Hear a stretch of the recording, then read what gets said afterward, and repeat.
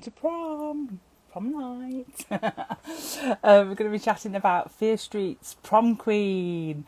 And yeah, I've got attacked before I got here.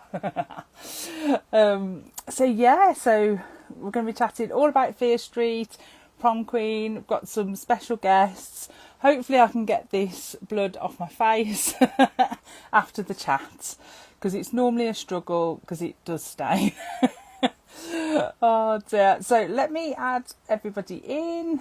I hope everyone's well and having a good... It's Saturday, isn't it? We normally do the chats on Sunday, so now I'm really thrown out of sequence now. Let me add... I can see Hiko's here. Just add Hiko in. If my... as well, so just add Josh in as well. There we go. Who have I got? Hi, Hiko. Hi, Hello. Shelley. You okay? I'm all ready for Yeah, prom. yep. Hi. On my tie. Oh, very snazzy. Very snazzy. Hi, Josh. Hello. I'm going to a Hello. very dressed down I prom. like it. I got attacked on the way here. I just don't know what happened. Oh no. Well, Yeah, but did they have a red hood on? yeah, very PVC. I thought it was something kinky, but you know. Not this time. TMI. Do you need a band-aid? Yeah. I'm gonna say let's add Emma in. Right, there we go. Hopefully Emma. Now Emma normally can't see one of us. It's normally me. She can't see. See, fingers crossed. Oh, Hi Emma. Emma. Oh, there's sorry, the I can't turn my chair. screen around. It's the spooky chair. I Oh can't turn it no. around, guys. Oh Oh, no, Emma. It won't let Oh, me because I'm in the wrong place. Hang on a minute. okay. Oh, it looks there's going to spooky, be a Oh, trick. spooky. I can't click the icon to turn it around because I'm up in the top corner. Oh, No. oh, So it's just telling how okay. many people are in the chat. Let me, I don't know if I Shall can I go out leave and and come back. come back? yeah, go on then, Josh. Thank you. There we go. Can you do it now, Emma? Emma? Are you Yeah, still? Yeah! Ooh! Spooky I Emma! can't see you though, Shelley, but I did see you Oh! before and you look amazing. Oh, thank you. Very 80s, very bloody. Hair, big hair.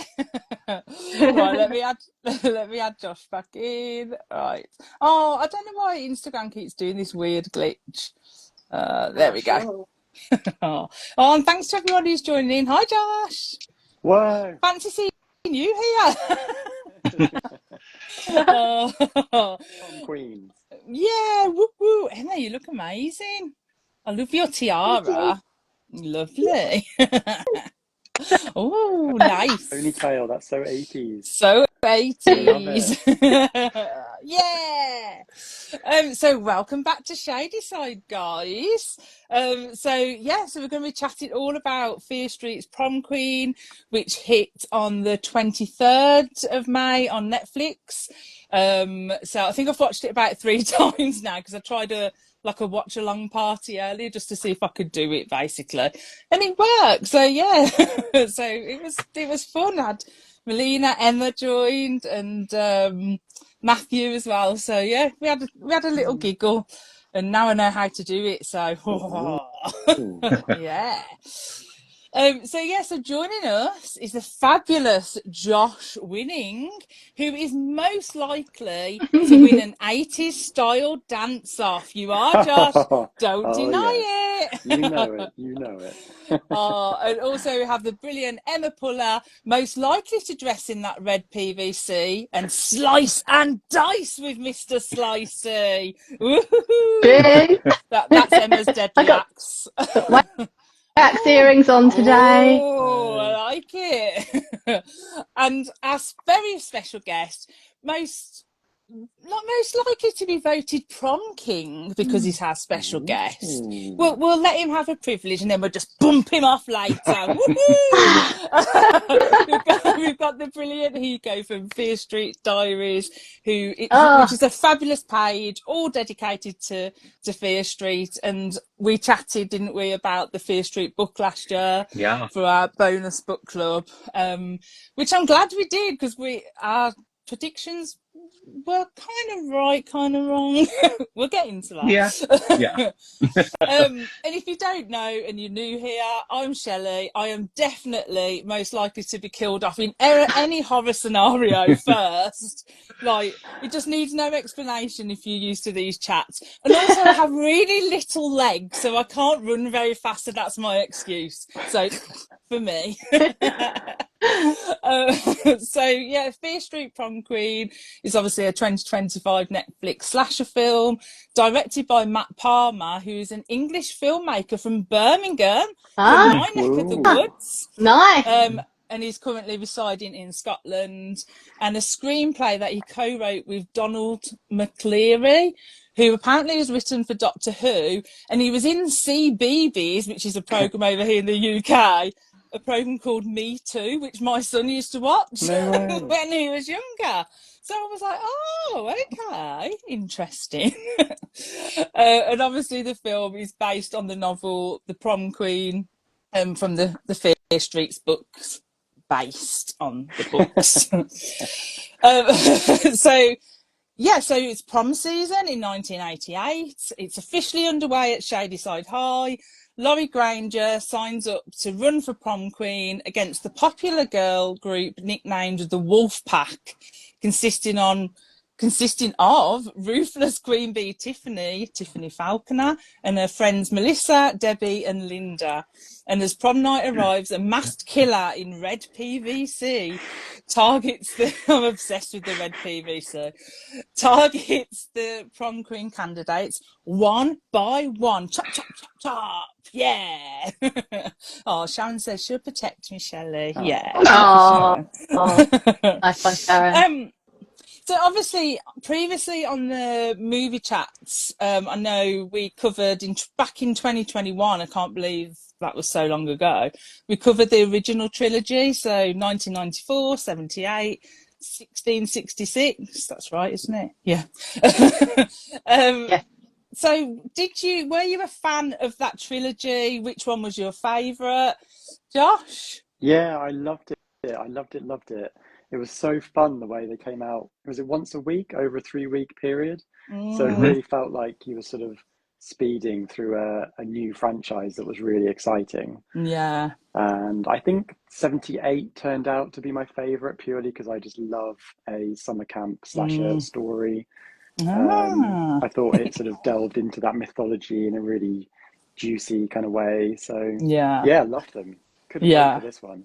And me and Josh went to, I know over here, when those films were released, there was like a Fear Street video shop in London, pop-up shop. So we went to that, didn't we, Josh? With a hand. That's yes.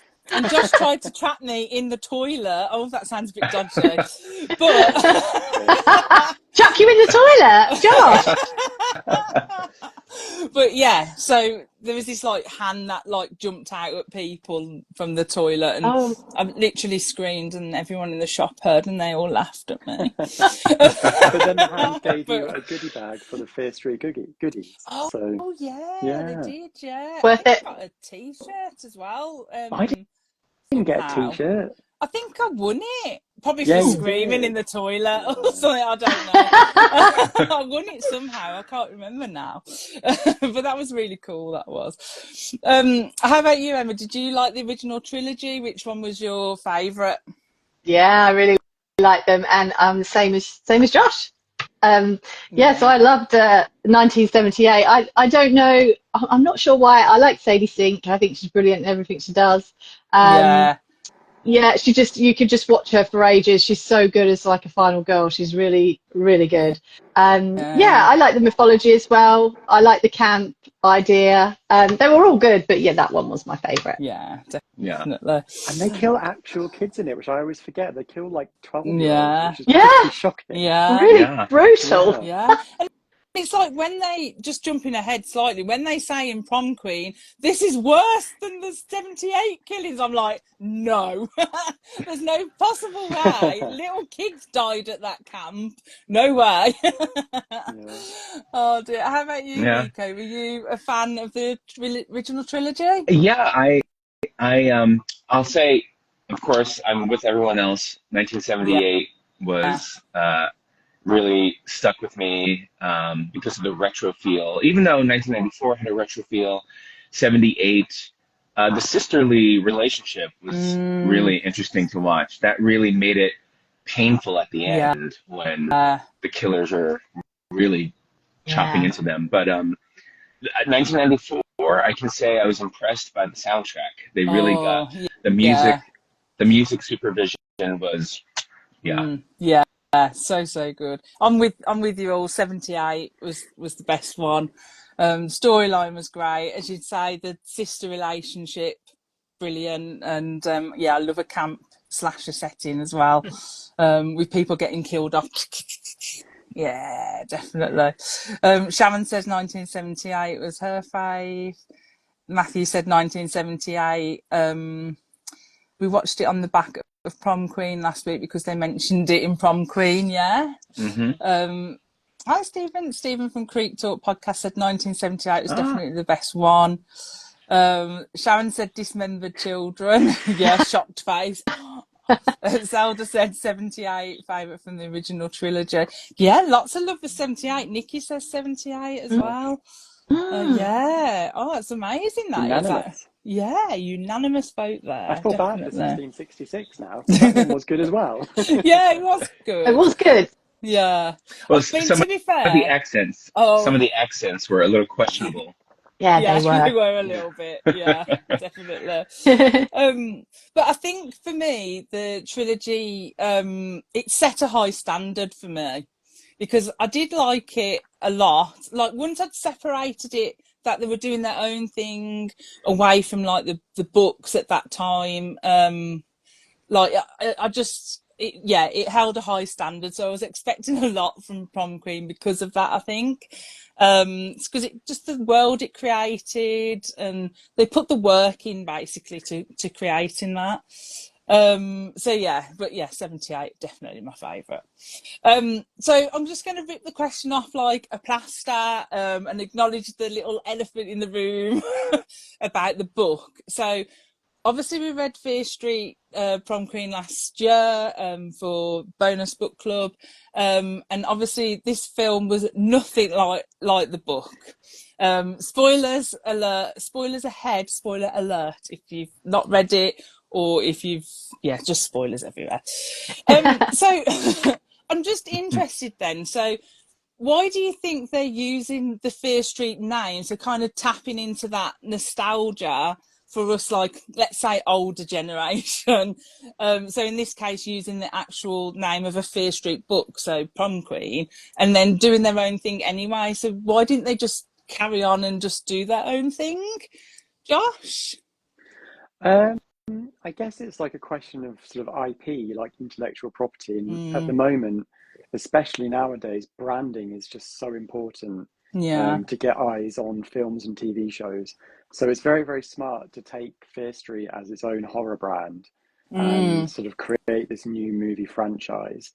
I do think it is slightly odd that they have taken a book from a title from a specific book and then not actually adapted the book itself. It is very bizarre. And I guess they're kind of hoping that one, the fans will forgive them, and two, the book kind of stands on its own, so you still got the book. And three, maybe not as many people have read the book as will watch the film, so they won't necessarily be that fast. Yeah, definitely. So like I know that if this film had just been called Prom Queen and wasn't part of the Fear Street umbrella, I don't know that I would have been as excited as I was knowing it was part of Fear Street.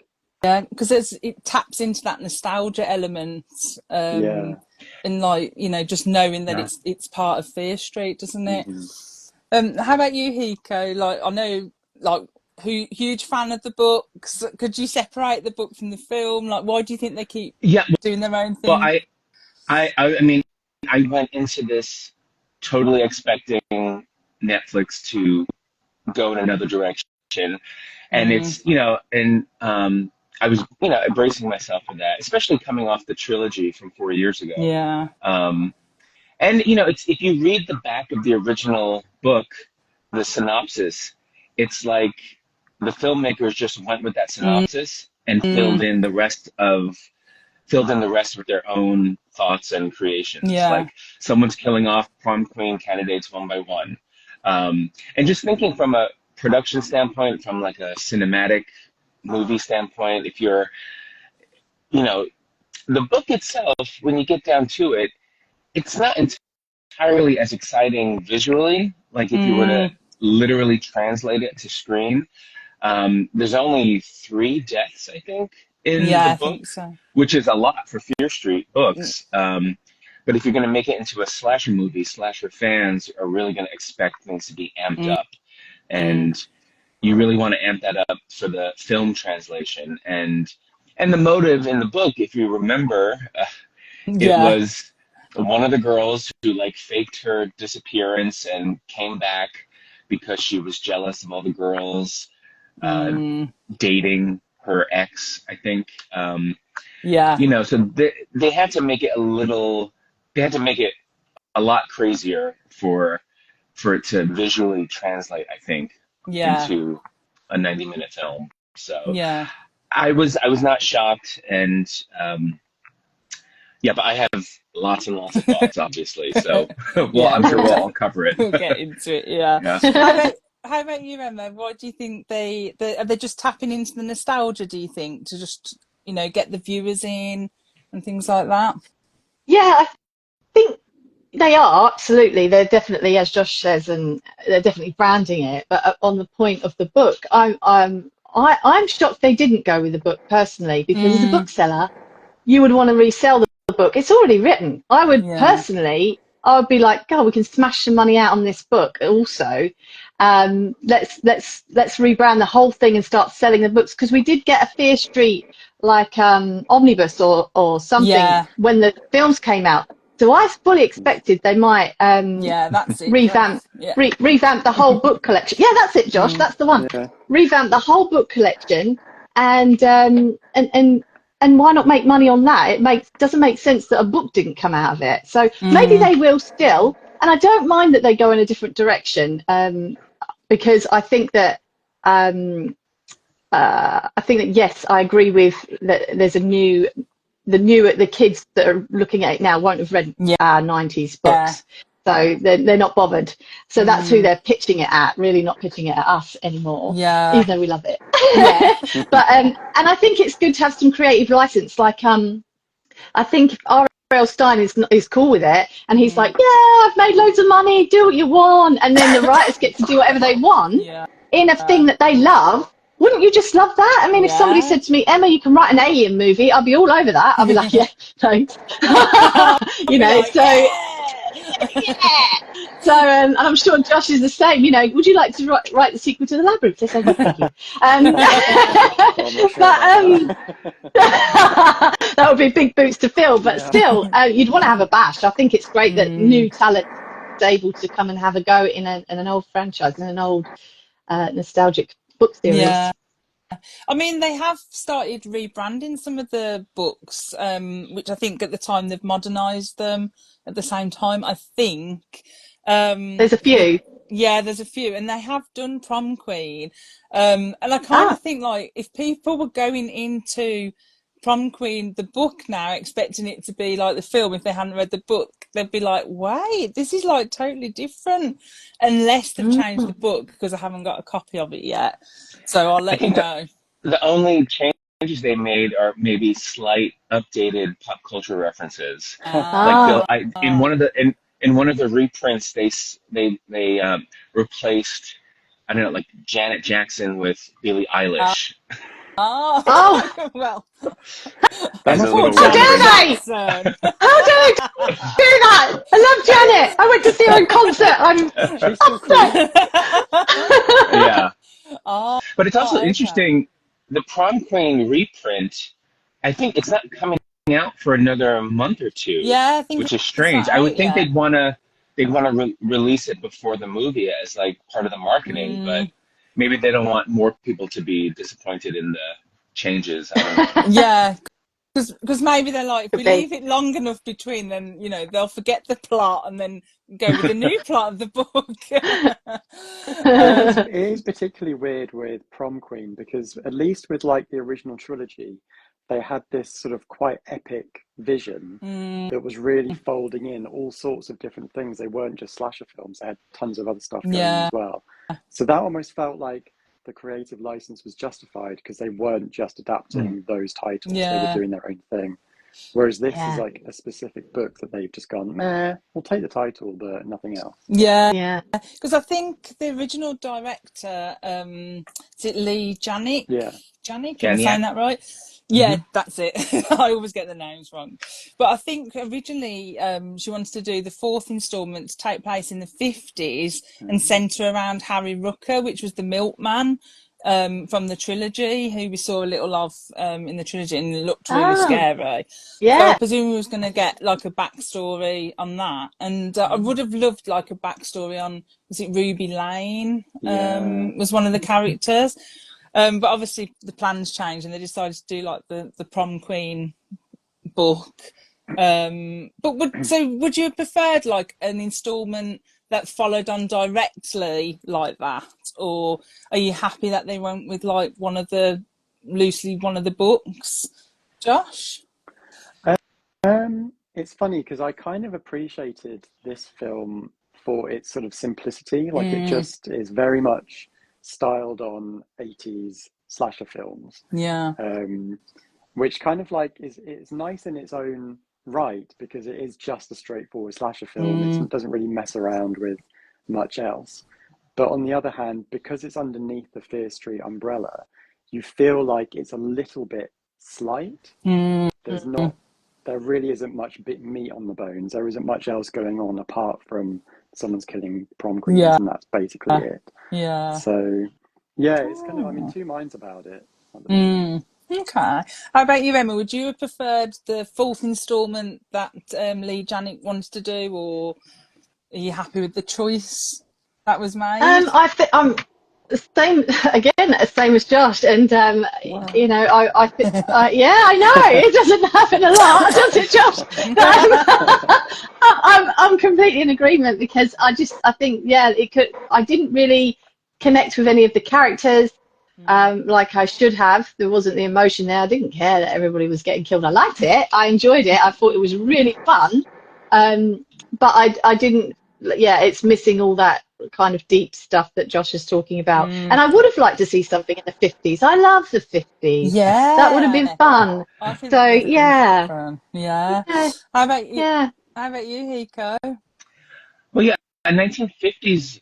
I don't know. Then I think to me that would not feel like a Fear Street Oh. um, book, like or a part of the Fear Street lore or a Mm, franchise.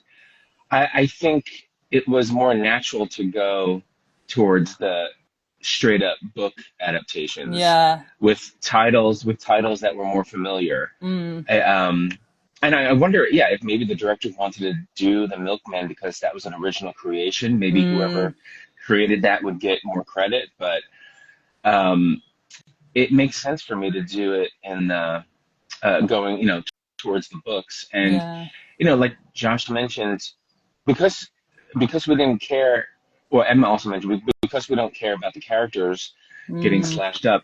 That's what makes a trashy '80s slasher. yeah. Yeah. You're just caring about the kills. So, Just and killing for the sake of it. I guess Prom Queen was somewhat successful in emulating that sensibility with like, oh, this is just gonna be a trashy direct-to-video '80s slasher where we don't Mm, care about the characters. The kills are really gory and Yeah. So Yeah, but I wish that, like, for me, I totally agree, and I wish they'd leaned more into it, if that makes sense. Like, yeah, it just felt very safe in that respect for me, which I get yeah, because of who it's marketed at, but I just wish they'd leaned more into the trashy the camp, 80s type the horror. campiness. Yeah, Mm. yeah, that's it. Yeah, definitely. Sharon put, I enjoyed the film once I switched off it being like the book. Yeah, definitely. Although I was convinced that first kill, I was like, it's her. It's going to be her. She's not really dead because of the book. I was convinced all the way through. I thought that I was going to be duped. Matthew said, I didn't go into it with any expectation that it would follow the book closely, and so I wasn't disappointed, and then it was great fun. Zelda said, to be honest, the book is my favourite Fear Street, but I still really enjoyed the movie. I saw a lot of people getting mad that it was different, but I personally still liked it. I think once you can separate that it's not going to go, I think it is a fun time. I saw Stephen Creek Talk podcast said Hiko is 100% correct. So I'm not sure which bit that was about because I got a bit behind, but you're correct. Just all of it. Yeah, all of it. All of it, Hiko. Matthew said, if I remember correctly, only about 3 pages of the book took place at actual prom. Yeah, that's true. The rest was Really? Oh, I don't remember that. I read that one years ago, so I can't remember. It's only 3 pages. Yeah, That's mad. it is the build up to prom and includes the Sound of Music musical as well. My God. Oh yeah, Yeah. that's why I was pleasantly surprised in the movie that they got to the prom so quickly. Yeah. So that was Yeah. I appreciated that. Yeah. Yeah, it did what it said Yeah, on I the like tin. Melina said, I think that changing cultural references is an odd choice as the books have their historic place in time. Yeah, that's so true. Sharon said, I did miss the chase scenes, not many of them for an 80s slasher. So, yeah, so do you agree, like, the build up to the kills wasn't great. So, for me, we had no character development, really, apart from the main core 3. And perhaps Mel did have a bit of character development, the one who gets killed in the bathroom. Yeah. But what do you think? Would you have preferred more of a chase, more of a threat there, Emma? I think I really did laugh most of the way through it. So I thought it was just supposed to be campy, silly. That was the vibe. And I think if it was going to be a bit more serious or put some more serious in it, yeah, I would have liked some more chase. That's, that's what you expect to see, them running away. I didn't feel scared through any of it. So if we think back to the 80s and what I watched in the 80s, it was scary. So I found that a lot of it was frightening. There wasn't that frightening edge to it. I didn't feel that tension that that the killer's coming. When Nancy's running up the stairs and they're all turned to porridge, or when do you know what I mean? When everybody's running away, it didn't seem. It didn't give that scary. But then I'm not sure that's what they were going for. If they were just going for it to be campy, funny, absolutely ridiculous, they nailed it. I laughed at a lot of it. I laughed at a lot of the kills, and I thought it was, the dance off was hilarious. So yeah. The dance off, yeah. What's that? Cool. Dance off? I don't know. Kind of like a sway off. She just did this. Yeah. And I'd be totally dancing like Tiff in that situation. I'd be terrible. Oh, Shelley. How about you, Hiko? Did you think the kills were too quickly done, or there wasn't enough build up to them? Yeah, I mean the first one with Crispy with Ariana Greenblatt, that was kind of disappointing because the killer literally just walks up to her.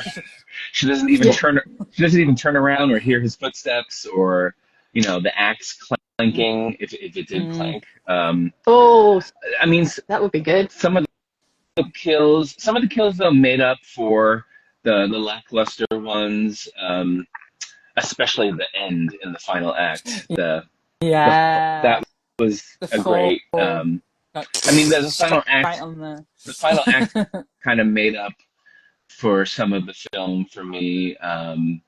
But yeah, the gore was just the right amount, and it was really funny to see that nameless boyfriend get his hands chopped off, and he's trying to open the door with his nose. That was that was funny. That was brilliant. I like that one. Oh dear. How about you, Josh? What were the kills like for you? Did they build up enough tension? Or? It was weird. I guess like the closest thing that I can think to what they were doing was like maybe the first Friday the 13th, where there wasn't really much of a stalk thing going on necessarily. There was very much like a sudden kill, and that was it, like Kevin Bacon under the bed and stuff like that. So I don't know, it was a weird vibe. It took me a while to kind of get into the groove of what it was doing with the kills, because we haven't really seen stuff like that really for a long time. So yeah, it was quite odd, and I didn't really like the way that, you know, it was very episodic in the way that two characters just took themselves off, and then they were killed, and then another two characters took themselves off for pretty much the exact same reason, and then they got killed.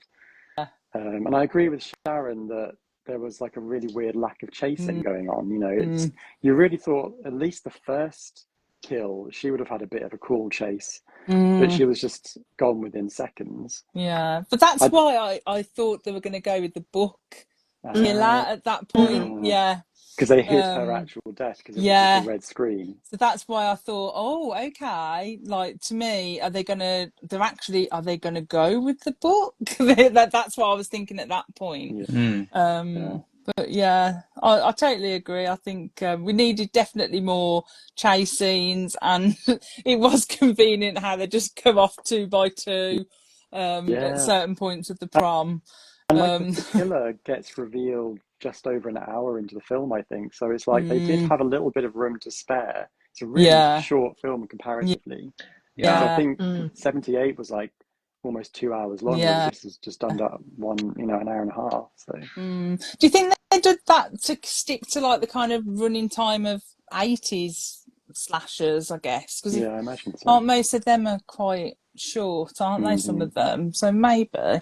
But yeah, I think they could have extended it out just a little bit more. Prom night was probably about 85 minutes. Oh, prom night. See, that's so good. I love that. That's how you do a dance off. That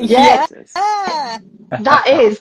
I think they should have just, like, it's 1988. They would have seen prom night. I don't care if they were only babies, like, when it came out, you know, memorise the dance. Do that Jamie Lee Curtis dance off. Speedway Chick said, I was pleased it was nothing like the book as I didn't care for it, but I loved the film. Interesting. And Speedway Chick said, yeah, I agree. It wasn't scary, but it was great fun. and she's put, I can't open the door because I have no hands. But I think for me, though, as well, I had a lot of fun with it. I enjoyed it, but I wish they'd lean more into the comedy as well, because like I was a bit like laughing at that moment, but I was like, am I meant to be laughing though? Because like, do you know what I mean? Like, I wasn't sure what vibe they were going for, because you've got all this seriousness, all this stuff, then a few little comedy. I don't know, it just felt a bit mixed to me, but fun. I had fun, but just a little bit mixed, and I felt a bit bad laughing at the guy with no hands trying to open the door. But yeah, that was just me. But I do think the best kill was probably Mel, because by that point we had a little bit of character development, and I did, feel for her in that moment. And obviously, she's the one. She should have got her Sarah Michelle Gellar moment. And she didn't get it. She looked so cool in her, Union. No, not Union Jack. She looked just a bit Gloria Estefan, doesn't she? Big Gloria Estefan hair. Just she would have been amazing.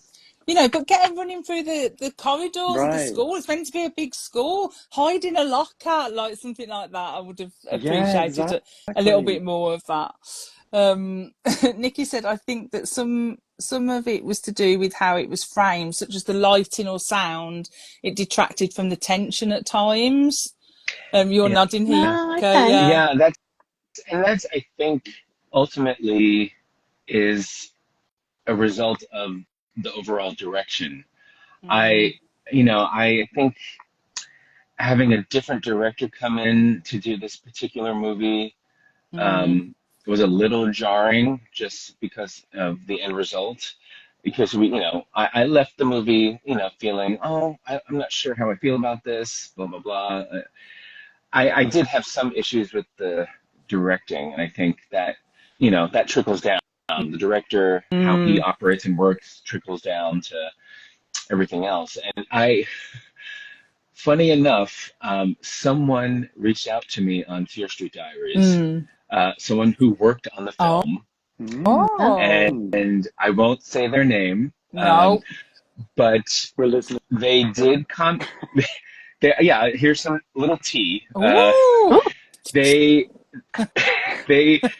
well, once the promo started coming out, the posters, the trailer, especially the event that I attended here in Los Angeles. Oh yeah, They you went to the the event, Shadyside didn't you? High Yeah, it senior looks so prom. cool. It Wow. was amazing. It was this immersive experience. Luckily for me, it was only 1 mile away from my apartment. Oh wow. And Cool. they had actors interacting with you throughout the whole thing. There were different scare zones.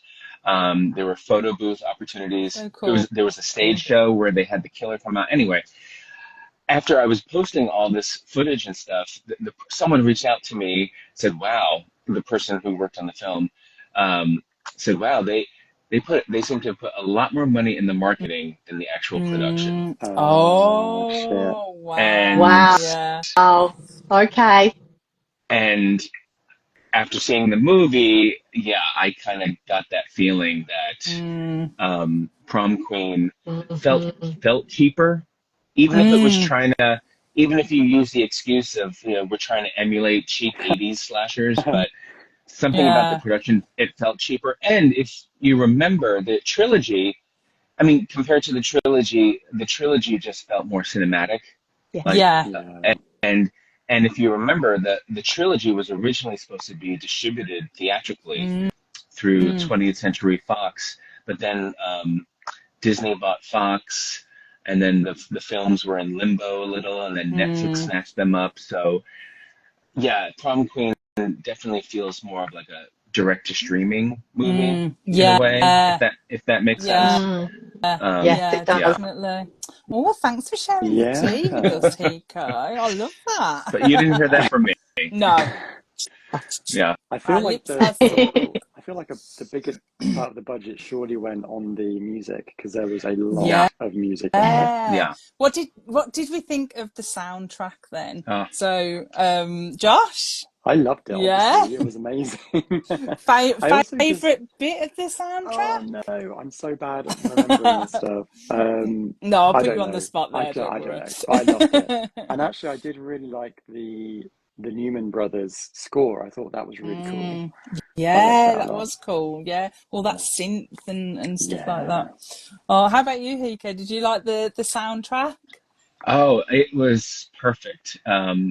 There were like two songs I even predicted that would be added to the Yeah, soundtrack. So whoever the music supervisor was, like, yeah. kudos to you. So I mean, the dance off could have been better. Like, I can't imagine teenagers dancing off to Gloria Yeah.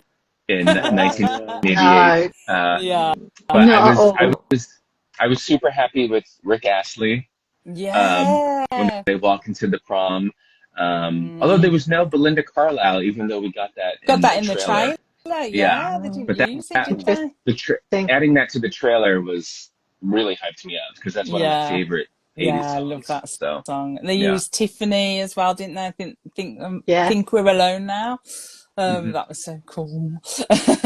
How about you, Emma? Did you like the soundtrack? Were you dancing away? Yeah. Actually, I was doing the watch party while Chris was sitting next to me playing a game, but he was listening to the music. Yeah. Because he watched it with me the first time round. He said, "Oh, I'm not going to watch it again. You can watch it." And but he could hear obviously what I was watching, and he was like, "Oh, you know, you could just sit and listen to this. It's great." But I think the genius was the Rick Astley, because obviously all my kids are Gen Z. Yeah. They all know what Rick rolling is. So, you know, that was definitely put in there for Gen Z 100%. Oh dear. With me, I love the soundtrack, but I've got just a teeny problem. Go on, Shelley. So, I know.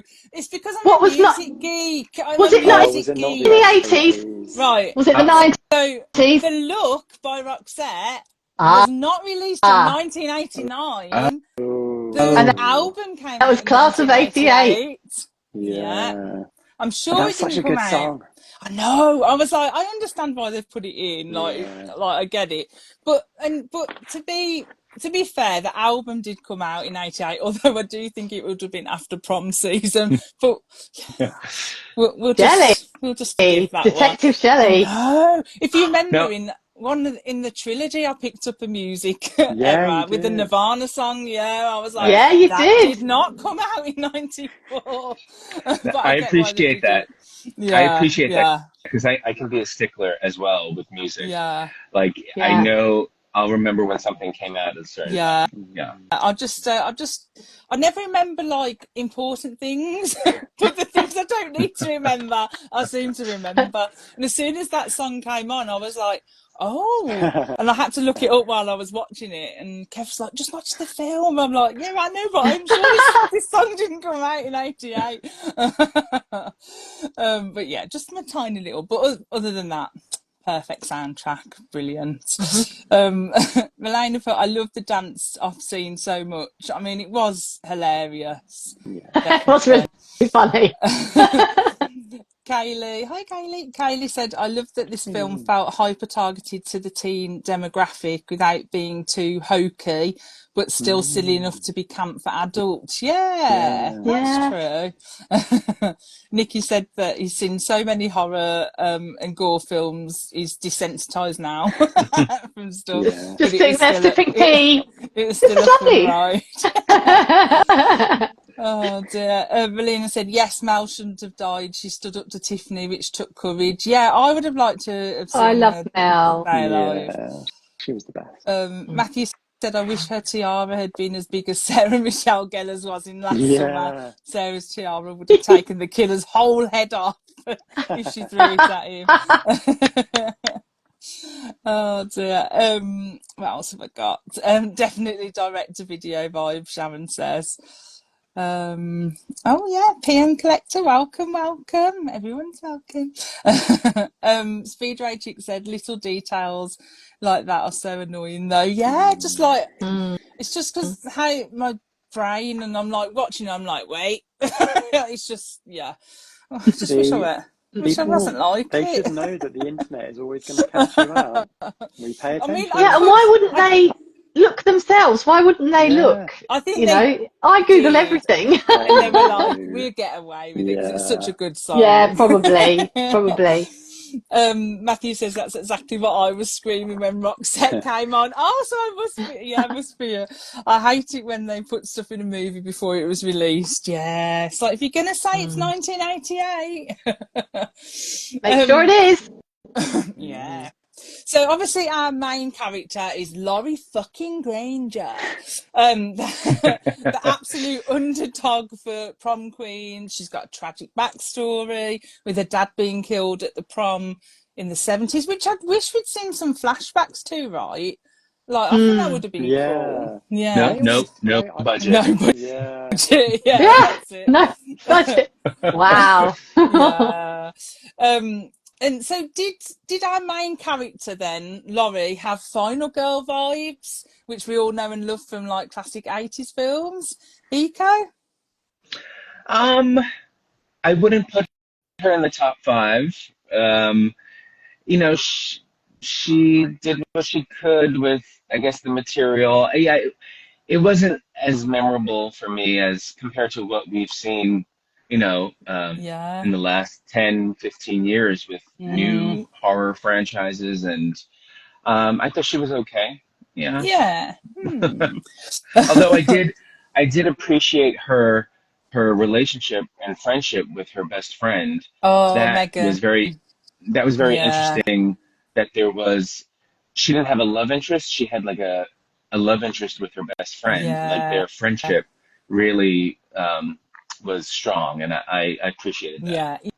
Yeah, I really appreciate that as well. I love their friendship. Wish we'd seen, I know we saw a lot of it, but I just wished we'd seen a little bit more, like maybe Megan, like coming, seeing her again at the end. We just see her like kind of shipped off to hospital, and that's kind of it. I wanted to see more of her in that respect. How about you, Josh? What did you think of Laurie fucking Granger? I liked her for the first half. I thought she was sort of hitting all the right final girl beats. You know, she was sort of a wallflower, but she wasn't sort of uninteresting. She clearly had a bit of a dark sense of humor. She had her own trauma that she was going through. And like, I thought that her desire to be prom queen was quite an interesting idea, was to sort of like absolve the past and try to do right by her mum, which was lovely. Yeah. But I felt like I didn't really believe that she was hated as much as we were led to believe. I didn't really know why people were putting like psycho on her name and all that kind of stuff. Yeah, she wasn't that bad, right? She was fine. She was kind of, inoffensive. And then when she had her, her big transformation, I just wanted it to be way bigger. You know, she did some cat eye flicks. Yeah, it wasn't no did a Sandy high from ponytail. Greece, was it? No, That's what I wanted. A Grease sort of like bit of a rip in the transformation. dress, like, that would have been cool. I felt like rather than growing, she sort of just started to fade as the film went along. I got less of a sense of her as we got towards the second half of the film. Yeah, definitely. How about you, Emma? What did you think of Laurie? I didn't think she was a very good final girl at all. Sorry, Laurie. I thought the actress did well with what she was given. I think, I would have liked Melissa to be the final girl. Actually, I think that she was the underdog. She was the one that was being abused basically by her wolf pack friends. Yeah. So I would have liked. I think she would have made the better final girl. And I did like the best friend though. I agree with the friend dynamic. She was great. She loved a prank. I liked the flying head, and the chop through the arm was the best part of the movie. That arm prank made me jump. I was like, oh, that was cool. because she was the weirdo. So she was like the one that nobody knew what she was going to do next. Yeah. So you believed that she might chop her arm in the middle of the class, just to make a point. So I did like that, but as a final girl, no, doesn't stack up. I mean, she wasn't no Jamie Lee Curtis, really, was she? No, bless her. Oh no, bless her. I mean, she did what she does what she says on the tin. But do you know what I would have preferred? You're gonna be like, Shelley, no. I wanted like Laurie to die and then Tiffany be the final girl, because just let the bitchy character win for once. Like in the Shelley! I can't believe I'm saying it. But so controversial. I know. Yeah. If you think of like Point Horrors and Fear Streets and things like that, like we always like the deliciously awful characters just like because. Reva Reva. Like we love those type of characters. Joanna from The Boyfriend. Yeah. Oh gosh, it's so awful. But they remember. That's not the right word, rememberable, but you know what I mean. Memorable. Memorable. Yeah. Rememberable. But I would have just liked that little bit of a twist to give me a bit of a shock at the end, like, oh wait, because the dad, obviously when he gets revealed, says no one remembers what happens, they just remember who the prom queen was. And I'm like, oh, are they actually gonna, like, is it gonna be Tiffany who's going to be the final girl? I think they would remember. Yeah. I think they would remember what happened. When he said that, I was like, what are you talking about? Are you nuts? is nuts. But, you know, like, what? They're going to remember all that? Of course they are. They remembered 1978, for goodness sake. I just cannot, as I said at the start, forgive them for that line of like, this is worse than 78. No, it's not. It's not. You had to be there. So talking about the killer then, so first off, hang on, let's just talk about the 80s fashion. Do you think, I've seen a lot of people commented on like the way that they looked, it wasn't 80s, and I do agree. To me it felt 90s. But what do you think, Hiko? What do you think? Did they hit the 80s fashion? I think I think the one person they got it right with was the mother, with Tiffany's mother. Yeah. With her tracksuits and her hair, it's like she had to get the biggest hair. I know there was a lot of discourse and arguments that it didn't feel 80s enough. And even though, for 1988, we should have gotten some like more neon, more, I don't know, but considering the book came out in 1992, this very well could have also taken place in 1992. Yeah. But I understand, you know, since we already had 1994, that would be too close, I guess, and they wanted something from an actual 80s era. But yeah, the mom, Tiffany's mom, stood out to me as like the most fun visually for that representation. Yeah. And you know, the girl who was doing like the reporting when she's like, especially in the like gold dress and things like that. Yeah. She did give me 80s vibes, definitely. Oh, and the one guy, what was with that ponytail? The guy who got his face sawed off. The ponytail. I was like, if this was meant to be a comedy, they would have chopped the ponytail off before they killed him, right? Yeah. Yeah, that ponytail had to go. I was glad he died, to be honest. Oh dear. How about you, Josh? Do you think it captured like the 80s look and style? Stylistically, probably it's sort of what people wish the 80s was, you know, like it looked cooler than it actually was. Yeah. The 80s was not a cool decade for fashion.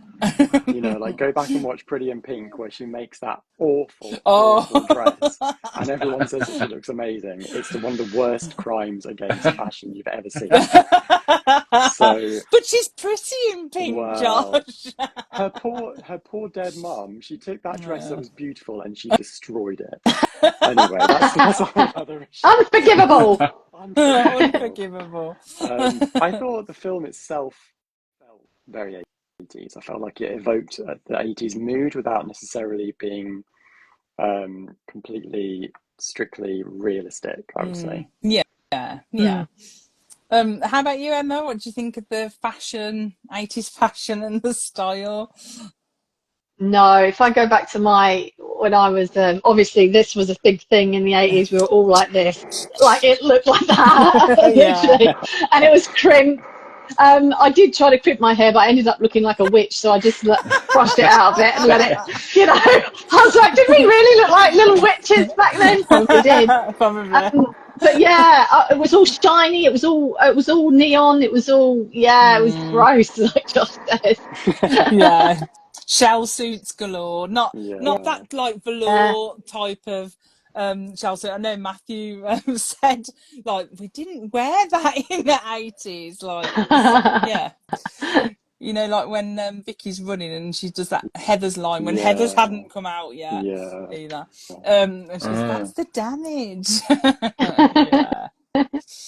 I can't remember who. I did see someone post something about the fashion saying, and I feel bad that I can't remember who it was now, but if I remember, I'll give them a shout out. But they said the background characters look more 80s because obviously they're, you know, they've had more effort put into their styles, whereas the main characters need to be more appealable to the audience kind of thing. But yeah, because otherwise if they look too dated, then people are just going to be like, this isn't, I guess. But why do they look so rubbish? exactly. I would have liked them to look so rubbish. That would have been great. Matthew says she was no Laurie Strode, but she did all right as a final girl, talking about Laurie fucking Granger. I better not swear again, just in case, like, Instagram, like, We'll get flags me booted up or off. something. Yeah. Kylie says, I don't know, my big 80s crime was that no one's hair was big enough. Yeah, exactly. Exactly. Needs to be more teased, doesn't it? Yeah, a bit more back combing. Matthew said hair didn't go flat and straight until 90210 in 1990. Yeah. Melina said the power of winged eyeliner, talking about that thing. I mean, just look, you know, I tried to do a little bit of a... Well, it's not very... If you looked up close, it's not very good. Speedway Chick said, I really liked Megan. Yeah, definitely. Sharon said, honestly, didn't get any final girl vibes from any of them. Yeah. Stephen said from Creek Talk podcast, I liked Megan a lot, and Laurie reminded me of Sabrina Carpenter. Yeah, she did look like Sabrina Carpenter. Yeah. Sharon said, in real life, the bitch would win, let's be honest. Yeah. Matthew said the dresses would have been bigger, longer, and had way more frills and some lace. Poofy. Yeah. Matthew said as well, oh yes to all that, Sharon. So Sharon said more shiny and less sparkle too. We were pretty flammable back then. Matthew said yes to Sharon. There was no body glitter in 1988. Cyndi Lauper and Diana from V were the only people going around in body glitter. Ah, okay. Nice V shout out. Yeah. I had a lot of glitter in the 80s though, because I danced and we were full of glitter. Glitter hairspray, glitter things. Yeah, we I don't know if there was none, but certainly on the stage there was. I don't know. Yeah. That's yeah, not as prominent as the 90s, I would say, though. Not the 90s definitely went full glitter. Full glitter, full glitter. Yeah. Talking about the killer then, so before we talk about what we thought of the reveal, which I saw Nikki had put, the killer was quite easy to work out. But what did we think of the killer's outfit of choice? First of all, that red PVC style, very washable. Emma, was it a good killer outfit, good mask? Yeah, why not? You can wash the blood off that. Yeah, I think it was good. I think it was original. It didn't seem... Yeah, I did not like that. I thought, though, I would have liked some backstory as to why they're wearing this mask, because I honestly, my husband guessed who the killers were like 10 minutes in, and I was just like, what on earth? That's too obvious. That is not it. Yeah. That's what I said to him, and he's like, it is, Emma. And I'm like, no, it's not. There's no way. I said, that's not it. That is way too obvious. And it was right. Yeah. But I would like to have known where this mask and this outfit has come from and why that's what they've chosen to kill people in, and not just a balaclava. Yeah. Do you know what I mean? So we didn't get any of that. Yeah. How about you, Hiko? I watched the movie twice now, and I kind of want to go back towards the first act. There's that scene where Laurie and Megan are in the thrift shop looking for dresses. Yeah. Oh, yeah. And at the very end of that scene, they leave. I feel like the camera, I should go back. The camera lingers on a clothing rack, or a clothing rack that had some masks on it. Oh. And I want to go back to see the second time I watched it, I was wondering if the killer's mask was on that, and that he just got it from that thrift shop. Interesting. Yeah. I want to, because it was weird. It was a little odd where the camera stayed on that clothing rack a little too long at the end of that scene. So, yeah, that's maybe worth going back to check that out. Oh, but I liked the costume. Yeah. Yeah, so Melina's put, why didn't the PVC squeak though? I mean, can you It must have been sweaty. Very sweaty. Imagine. I mean, quite scary. Or maybe the Yeah. blood, all that blood acted as a lubricant, Yeah. maybe. Older le blood. How about you, Josh? Did you like the killer's outfit and the mask? Yeah, it was very striking. I basically agree with everything that everyone has said, Yeah. where I wanted to know the origin of the costume, like why did they choose that particular costume? Yeah. And yeah, where did they get it? Like, Yeah. why didn't they link it that that's the outfit that somebody was wearing when Laurie's dad was killed? Exactly. There could have been a really cool link there to the past. Could have seen a cool flashback. She admits that she killed him as well, so it would make sense that she's wearing the same thing. Yeah, like, was there some relevance? That would have been a good little link to have, definitely.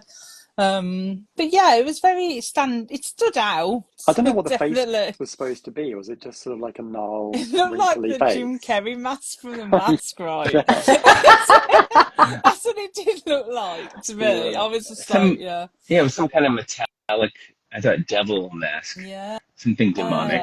Goblin. I do kind of wish it had horns, actually. That would have been fun.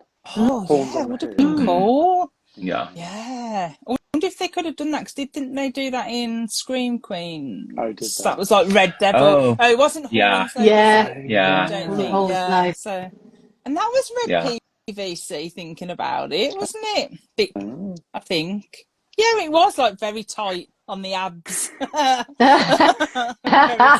Silly.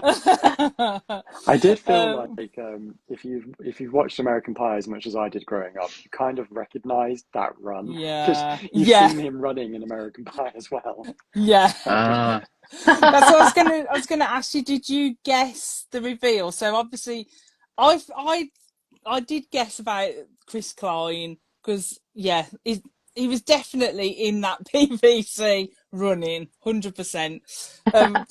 Did you guess then, Josh? You guessed it was him, and then did you guess the other reveals? I guessed him, but before that, I hadn't guessed that the wife was involved. And you clearly start to suspect when she's trying to get out of the police interview. But, so I definitely knew it was going to be him, because there was no one else it really could be. Yeah, it was.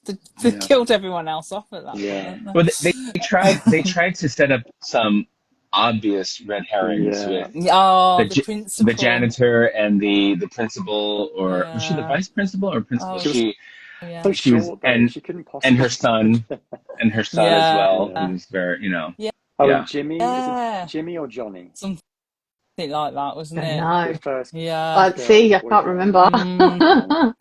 But like, even with the red herrings, like, it was really, really obvious. But even with the red herrings, they just didn't put enough work into making them good red herrings.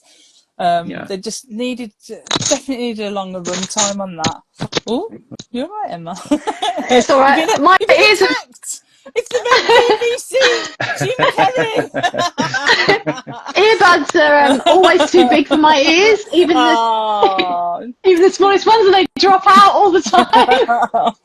Emma's got little dainty ears. Chop. Oh dear. How about you, Emma? So you said Chris had figured out who it was. Chris had figured it out. Who did you think it was going to be? Well, I thought it would be great if it was the boyfriend. Honestly, that made the most sense. He's trying to help her. She goes to him on the stage. You could have got that. You didn't get the timing right. And I'm like, well, he would make the most sense to be chopping everybody up to try and make his girlfriend, the number one. I would have thought that would have been better. I didn't like the him dropping, going for Laurie. I didn't like that at all. I thought that didn't work. He deserved that knife in the head. Yeah. And it didn't work that he was suddenly interested in her. I didn't believe it at all. Strange. It was strange. And I didn't like the whole thing, because her mother had said, don't fuck it up. And I was like, okay, so if she knew that it didn't matter whether she fucked it up, because she was going to kill off all the competition anyway, then why did she say that? Yeah. Why did she say it? I don't know. So, and obviously she knew as well. The girl herself knew. Is it Tiffany? I get the names mixed up. Yeah. Tiffany knew also what was going on. So I'm like, well, why is she even trying to dance off with her? Will she just stick a knife in her gut? Yeah.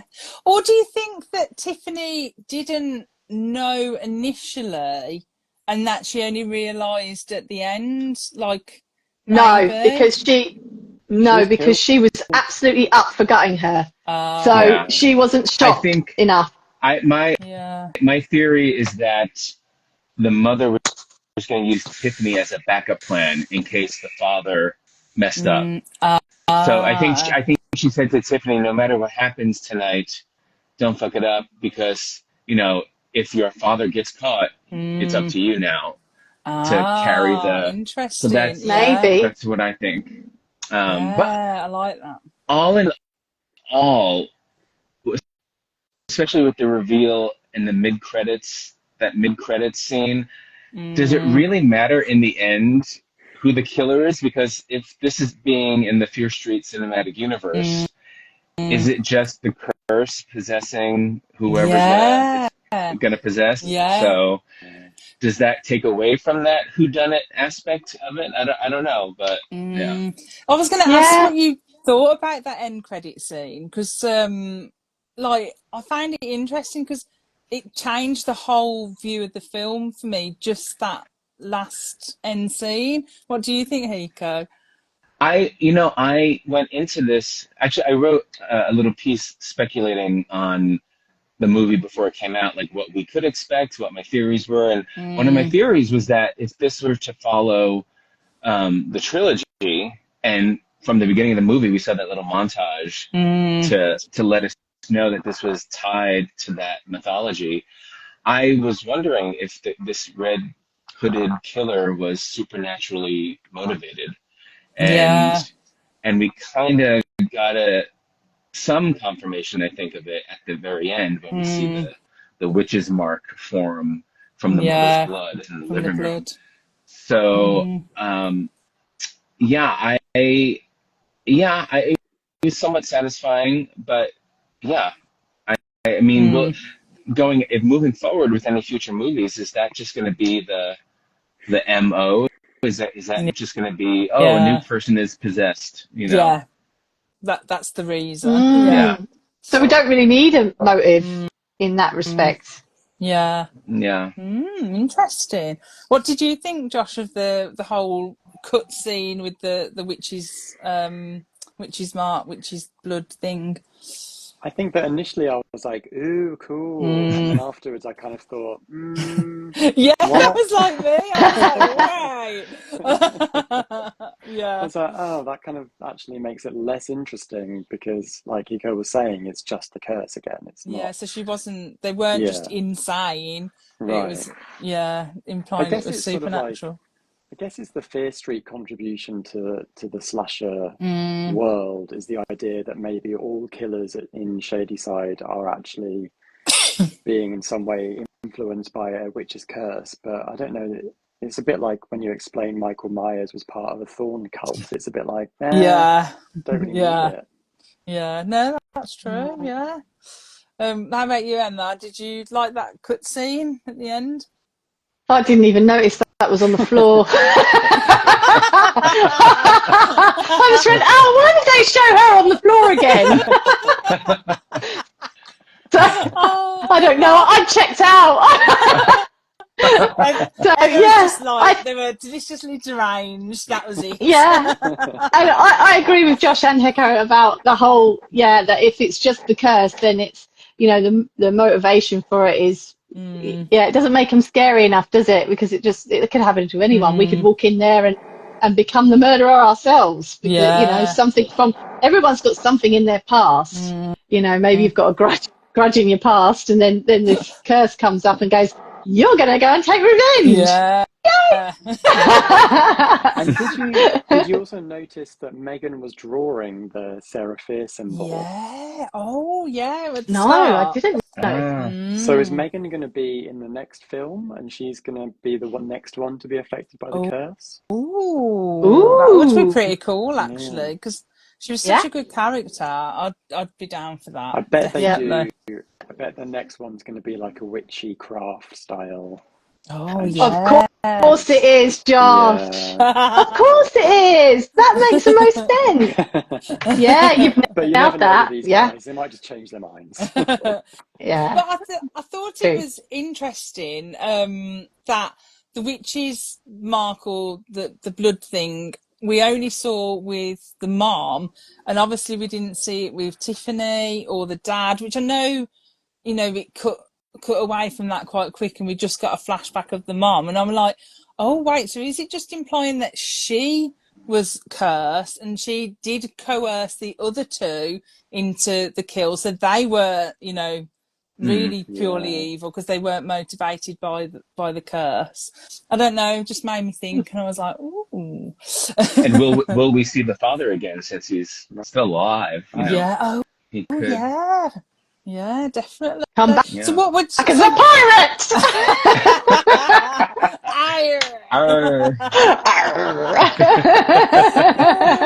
Do you think that they're gonna? Do you think that if we rewatch the original trilogy, they're gonna have cut in shots from '88 to make it part of the funny retroactive? Yeah. I was talking to John, which is Wonderboy 76, I think, and he said, like, if you think about the trilogy, like, why would the first movie not even mention like the prom massacre? And I was like, that's a good point. Yeah. Plot hole there. Shaman said PVC is the poor man's leather. Yeah. True. Matthew says, I'm sorry, but Lily Taylor is too boring to be a killer. Is that the mom? Price Principal. Oh, yeah, of course. Price Principal. Yeah, of course it is. Yeah. You could have taken them out and it wouldn't have mattered. No. Those two. Her and the son. Matthew said, every time I saw the boys in the 80s prom tuxes, I swear I caught a whiff of Drakkar Noir. Noir. I just butchered that. I don't know what that smells like. Yeah. I do. I remember that. Don't remember. Yeah. It's very musky and not good. Like Old Spice. Matthew said, I'm with Emma, I didn't even notice the witch's mark. I need to be hit over the head if you want me to get something like that. And Sharon said, the curse doesn't work, does it? The mom killed Laurie's dad, so she was cursed all that time. Oh, maybe. Yeah. Interesting. Oh yeah, that's true. Yeah. So just one final question then. So future Fear Street adaptations, or what do we want to see? What do we want to see next? Hiko? Yeah, I had a sudden burst of inspiration. I should write a treatment or outline for it and like try to find someone that Netflix to pitch this. Yeah, do it, Hiko. I mean, I think the fans are all dying for a cheerleaders adaptation. You know, possessed cheerleaders, and it works into the lore of the universe, you know, cinematic universe. I don't necessarily think it needs to be another trilogy. We could pack it into a full 2-hour movie maybe, and have it set in 2002. Because you can get a lot of great Y2K, early 2000s pop culture and soundtrack music. A lot of great music choices. And Gen Z loves Y2K nostalgia to begin with, so you would get that audience. But I would like to see cheerleaders and for them to pick an actual mascot and stick with it, because in the trilogy we had the Shadyside Witches. Here we had the wolves, and then in the books we have the tigers. So let's stick to one. Let's stick to one mascot. Yeah. And let's also mention. I know this is a big nitpick for everyone. Let's have a character live on Fear Street. On actual Oh, Fear Street, yeah. yeah. Yes. I was going to mention Yes. that. Yeah. Like, it's just Yeah. not mentioned at all. Like, that was my one little hope for Prom Queen was that, oh, maybe Laurie, like someone like Laurie would have been living on Fear Street. But no, not even, no cutaway shot to like the street sign again. Yeah. So weird, isn't it? Now I think about it, just when you said about Fear Street, now I think about it, it was kind of obvious it was them, right? Because they were from the rich side of the road, weren't they? And they were I just suddenly clicked, clever me. No, I'm joking. So when we get the shot of the Fear Street sign in the original trilogy, is that just like, it's not linked to anyone's house? It's just like a random shot? Or... Yeah, I was trying to remember if that was actually put in the movie, because I remember seeing it clearly from the trailer, because I watched the trailer for the trilogy so many times for 1994. But then was it taken out in the actual movie? I swear I saw it in 1666, but I don't remember why. But it was spelled, wasn't it, like the FIER, Fear Street, rather than the Fear Street we know? Interesting. Yeah, that would be cool. And obviously, Matthew said, I love Josh's craft-like sequel. That was a fantastic idea. I love the cheerleaders too. Yeah, really good. So, so you'd like a witchy-inspired sequel to Prom Queen. Josh. Yeah, that'd be cool. I really like the idea of demonic cheerleaders, though. I would definitely watch that. That would be so good. So good. How about you, Emma? What would you like to see next for Fear Street? Ghosts! Ghosts! Woo! Ghosts, please! That would be I also like both. I also like the witch idea and the demonic cheerleaders, but also sad ghosts, please. I think for me at this point now, they need to decide, are they going to go the book route? And because it's just too, like, I know I keep going on about it, it's just too, like, I feel it's cruel now. It's cruel that they're like using the book names and not then adapting the books, because you know, us older generation, that's what we kind of want a little bit. So I kind of like hope they make up their mind, like, we're going to do our own thing now. We've established ourselves, Fear Street, you know, let's kind of move into like doing our own little thing and maybe create our own book series kind of thing. And I don't know. And I would do like the idea of them exploring those, like the Milkman and Ruby Lane. Was it Ruby Lane? From the first trilogy as well. So for me, I enjoyed Prom Queen, don't get me wrong, but I just feel sorry for like the hardcore fans when it's not a true adaptation that they're hoping for, and it just makes me feel sad. And the material is there. Why wouldn't you use it? You know, someone's written it for you. Just adapt it. Yeah, it's the easiest thing you can do rather than trying to come up with your own stuff. It really is a lot easier just to adapt somebody else's, especially it's so good. I mean, R.L. Stine is amazing. Exactly. And I just love how R.L. Stine's just like, you know, he just goes along with anything. And I love that. And he probably doesn't even remember. He's written so many books. Yeah, like how does he remember? No, he won't remember. Yeah. But I think they've put enough work in now to maybe do their own kind of storylines, maybe. But still, that being said, I would like that cheerleaders idea. Definitely. But for me, it was like, the movie was fun. It was a fun slasher. The deaths are fun. I had a good time with it. And I think we can all agree, you know, we did have a good time. But I think the trilogy for me is still the better than this one. Yeah, top. Oh, but guys, I know we've gone like way over. I lost track of time. I do apologise. But thank you for chatting. Like, it's been so interesting to hear. I've been trying not to like speak to you too much, like, because I wanted to see what your thoughts were on the chat, but it's been really great. Yeah. And Thank you Hiko, for thanks for having being me. Yeah, thank thanks, you for being Hiko. our Thank you, special Hiko. guest. Like Yeah. a fountain of Fear Street knowledge. Like, do check out Hiko's page. And I meant to ask you, Hiko, if you've got a short story being published as well, have you? Ooh.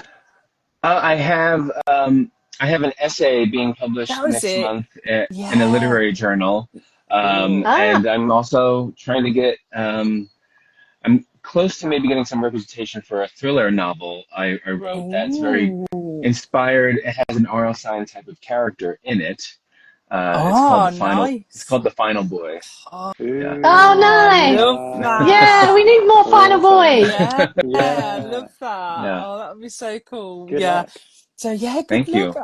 I've Thank seen you. you putting it up, and I was like, oh, I must ask Hiko about that. Thank you. Yeah. But yeah, and there's been some brilliant short stories in here as well. And obviously, Josh just likes killing off people in Love his it. book. So Yeah, get rid of them. axe killing. I'm Heads about to finish Burn the rolling. Negative, by the way. Oh. I'm about to finish Burn the Negative, and Oh. I have Heads Will Roll on my Kindle next. Oh, you'll Yeah. so much. love that. Oh, Yeah. yeah, so good. Oh, brilliant.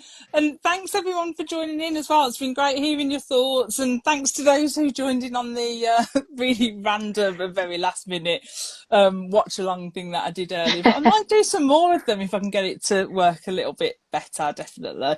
But it was fun. But thanks guys, I will let you go and we'll be back Thanks, next everyone. Yeah. month. Thanks, See you Kelly. next See you week. later. Tom chat. Bye. Oh, see Yeah. you Tom chat. See you later. Bye. Bye. Bye, guys.